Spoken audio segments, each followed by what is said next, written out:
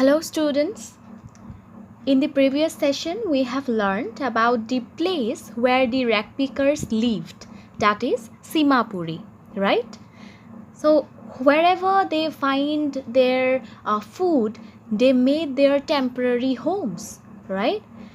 Garbage for them was as precious as gold because they could earn through it. They could get a roof over their head even if it did not cover them well. And for a child, the garbage dump is even more than just a means of survival.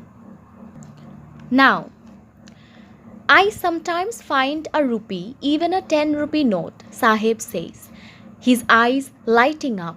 When you can find a silver coin in a heap of garbage, you don't stop scrounging, for there is hope of finding more. It seems that for children, garbage has a meaning different from what it means to their parents. For the children, it is wrapped in wonder. For the elders, it is a means of survival.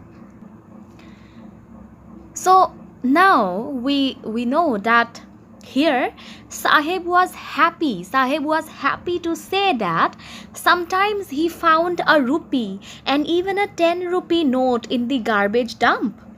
And the writer says now that if one often finds even a silver coin in a heap of garbage, he or she will not stop scrounging. One will not stop searching and shuffling the garbage dump because he or she has that hope that okay, I will find something more here, right?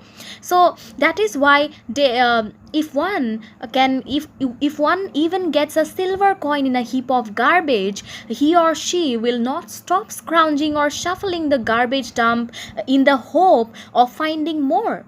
And it seems that for children, garbage has a different meaning than what it means to their parents. For the children, it is wrapped in wonder because they often get money while searching the garbage dump. They often get something useful. They could leave their dreams by when they get the things they want in the garbage dumps. That is why it was garbage is said to be wrapped in wonder for the children, right? Because they could leave their dreams searching and shuffling the garbage dumps. They could find something useful. They could find whatever they needed. They sometimes found a rupee, a 10 rupee note, or a coin, or whatever they wanted. That was every day. They used to get surprises when they shuffled the garbage dump. And that is why it is said that the garbage was kind of a wonder. The garbage is wrapped in wonder for the children, and for the parents it is just a means of survival. Like the parents did not look for anything anything surprising in the garbage dumps.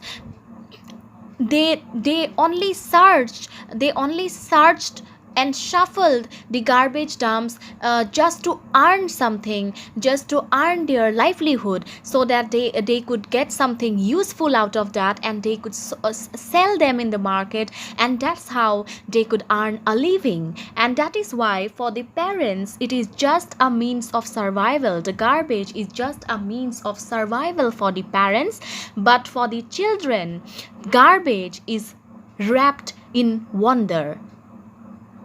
Now, one winter morning, I see Sahib standing by neighborhood club, watching two young men dressed in white playing tennis.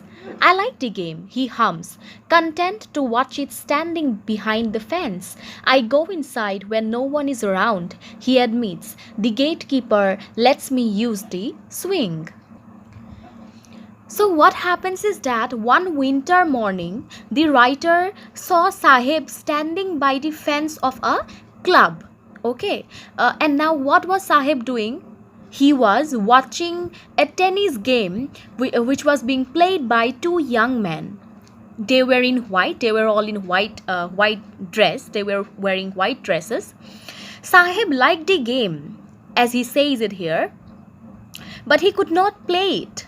Okay, so Sahib told the writer that he went inside the club when it used to be closed, when there was no one around, and the guard, means the gatekeeper, allowed him to take the swings.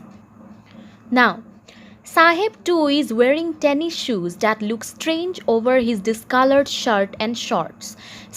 Someone gave them to me, he says, in the manner of an explanation.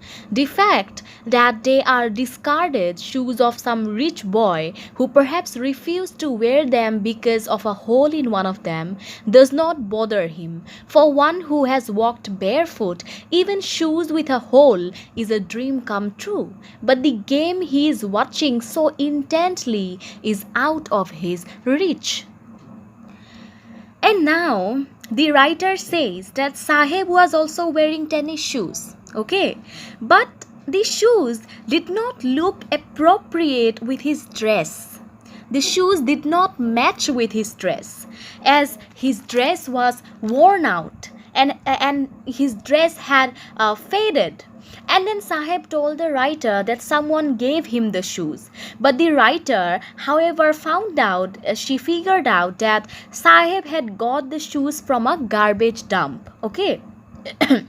The shoes must have been thrown away by a boy from a rich family, as he did not want to wear them anymore. And the writer says that probably one of the shoes had a hole in it, due to which the rich boy did not want to wear them. But Sahib was not at all bothered, or he was not at all worried by that, and he had no problem wearing them, as he could not afford anything better than that. So Sahib always walked barefoot. He always walked without wearing any footwear, right? And when he gets to wear a shoe, even with a hole in it, it is just like a dream come true for him, right? But the writer says that even though Sahib was able to partially fulfill his dream of wearing the shoes due to a garbage dump, but his desire to play tennis, to play that game he liked, that would never be fulfilled, as he won't be able to afford it. Now, this morning, Sahib is on his way to the milk booth. In his hand is a steel canister. I now work in a tea stall down the road, he says, pointing in the distance. I am paid 800 rupees and all my meal. Does he like the job? I ask. His face, I see, has lost the carefree look. The steel canister seems heavier than the plastic bag he would carry so lightly over his shoulder. The bag was his. The canister belongs to the man who owns the tea shop. Sahib is no longer his own master. So students, now the writer says that one morning the writer met Sahib, who was on his way to the milk booth, and he was holding a steel container. He was holding a steel canister or a container, and Sahib told the writer that he had got a job at the nearby tea stall. He said that he earned 800 rupees a month and got his meals too.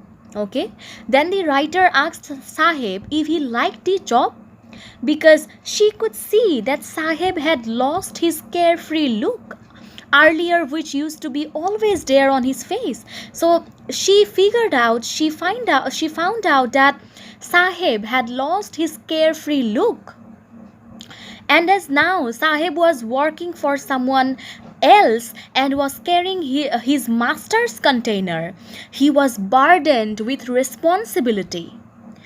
Earlier, as a rag picker, Sahib used to carry his own bag, and he was his own master, right? But now he was carrying the bag of his the container of his master. He was working under someone, and that is why the writer says that Sahib is no longer his own master. Now he was no longer his own master. Okay, so students, this is the end of the first part. We will begin with the second part in the next session. Okay. Thank you.